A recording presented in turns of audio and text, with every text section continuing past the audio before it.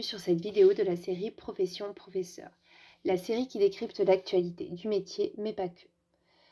Nous allons aujourd'hui nous intéresser à ce qui se passe après la réussite au concours du CRP. Je suis admis et ensuite.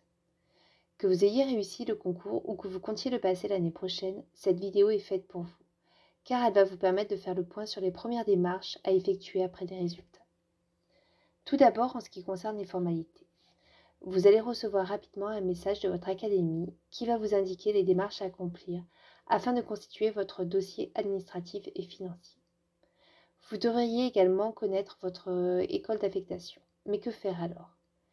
Il faut prendre contact avec le directeur ou la directrice. Ce sera l'occasion de demander votre niveau de classe, de venir vous présenter d'ici la fin de l'année et de rencontrer éventuellement votre binôme.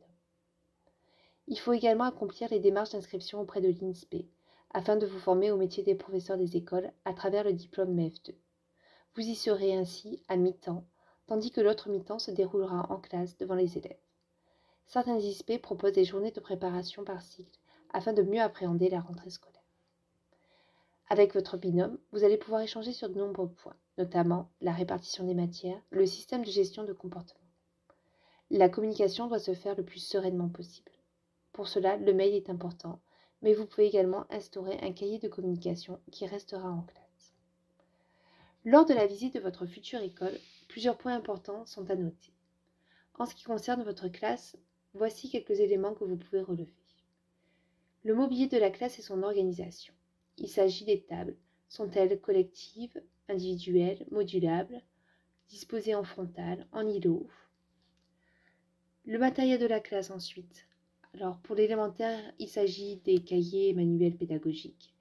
N'hésitez pas d'ailleurs à en emporter un exemplaire chez vous. Pour la maternelle, ce sera davantage des jeux de manipulation. N'hésitez pas à les prendre en photo, ou en tout cas prendre en photo également le contenu des armoires si besoin. Les commandes ont-elles déjà été faites ou non? Si ce n'est pas le cas, vous pouvez vous appuyer sur l'équipe en place et votre binôme sur cette question. Et enfin, n'hésitez pas à interroger vos collègues sur les élèves à besoins particuliers, PAI, PPRE, PPS, PAP. Pour tout ce qui concerne les règles communes de l'école, voici quelques informations à noter et qui pourront vous être utiles l'année prochaine. En ce qui concerne les clés de l'école, en avez-vous un jeu à votre disposition? Y a-t-il une alarme? Sinon, comment procéder? Y a-t-il des décloisonnements? Les récréations, comment sont-elles organisées?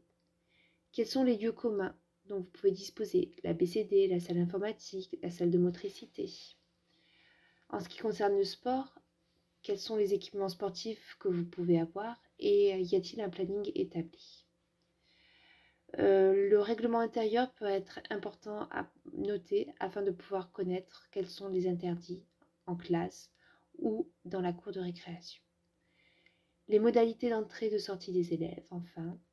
La communication avec les parents, comment se fait-elle? Via un cahier de liaison, par mail, un cahier de vie. Le lien avec le périscolaire, la cantine et la garderie. Enfin, le calendrier des événements à venir pour l'année, avec les intervenants. Bref, cette visite peut être aussi l'occasion de pouvoir repérer les lieux clés, comme la direction, les toilettes, les salles des professeurs, le parking, mais aussi de connaître le matériel commun à votre disposition. Ces différents points seront reprécisés à la rentrée. Mais que vous reste-t-il à faire pendant l'été? Certes, le repos sera nécessaire après cette longue année de préparation, mais la période estivale va également être propice pour effectuer des recherches afin de vous projeter sur cette année. Je vous souhaite un bel été et à bientôt pour de nouvelles informations.